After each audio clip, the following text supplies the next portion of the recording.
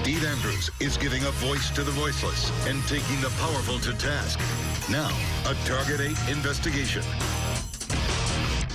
Asleep at the wheel or breaking the law? Serious questions tonight about the state's response to this sinkhole.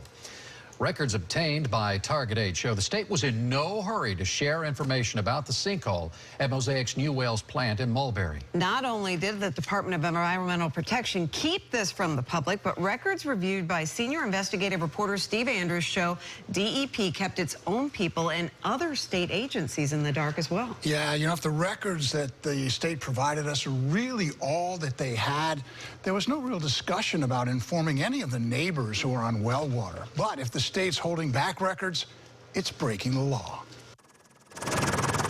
While this massive sinkhole unnerved its Mulberry and Lithia neighbors, documents provided by the state show little to no urgency about the radioactive water that poured into the aquifer. Either that or Congresswoman Gwen Graham says Florida's Department of Environmental Protection and the governor failed to provide records as required by law. It's appalling either way, right? Records show on September 12th, more than 2 weeks after water began escaping, the federal EPA wrote to the state, "We've received the Mosaic document on Friday, September 9th, in which Mosaic suggested a meeting between the governments and Mosaic. Has there been any discussion relating to having that meeting?" DEP responded, "Mosaic suggested the meeting be held within the last week of September." That would be a full 5 weeks after the sinkhole opened. Mosaic discovered the leak August 27th. It informed DEP the next day. DEP kept it from the public until Target 8 reported on September 15th the sinkhole dumped 215 million gallons of highly contaminated water into the aquifer.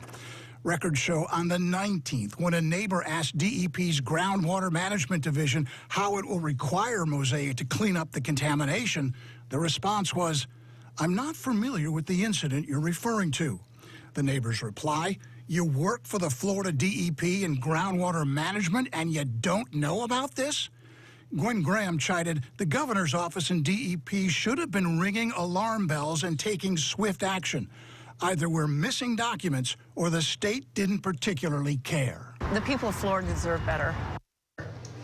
2,000 emails, and hardly any of them discussed the sinkhole before September 15th, when we broke the story.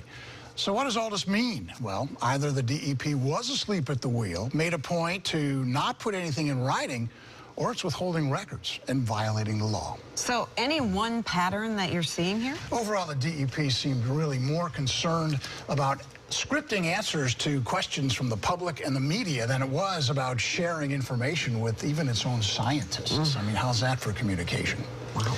More answers, and you can keep looking. That's what you do. We thank you for that, Steve. And a reminder, if you have a problem, you want Steve to investigate, you see his face. Now you see his telephone number. He has the Target 8 helpline for you, 1-800-338-0808.